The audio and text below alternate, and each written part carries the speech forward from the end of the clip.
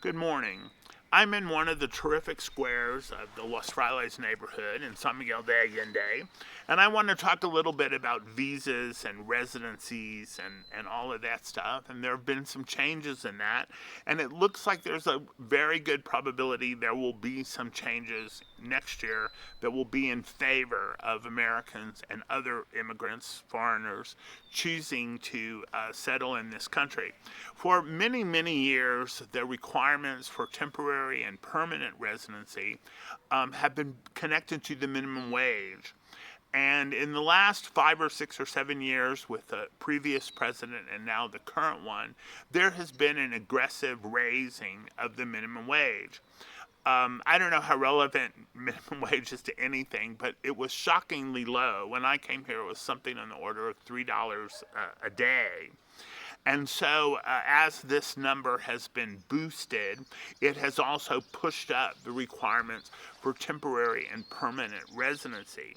So now you are supposed to show over $4,000 a month, or I think $70,000 or $80,000 on deposit for temporary residency, and then considerably higher numbers for permanent residency.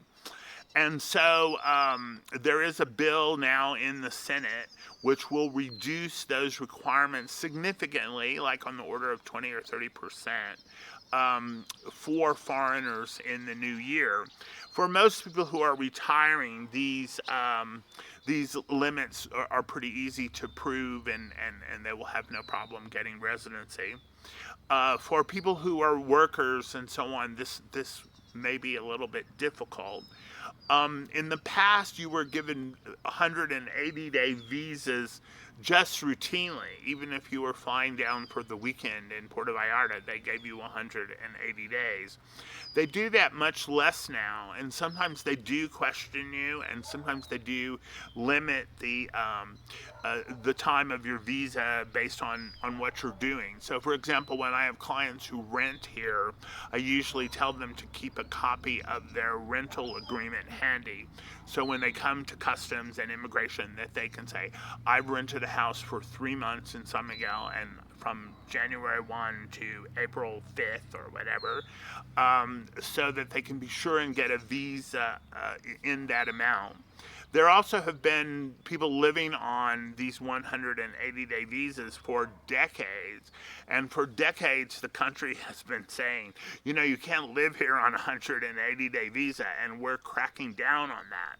So there are still people who are living on them. When they go to the border, I usually say to them, if you possibly can, spend a night or two, in Laredo.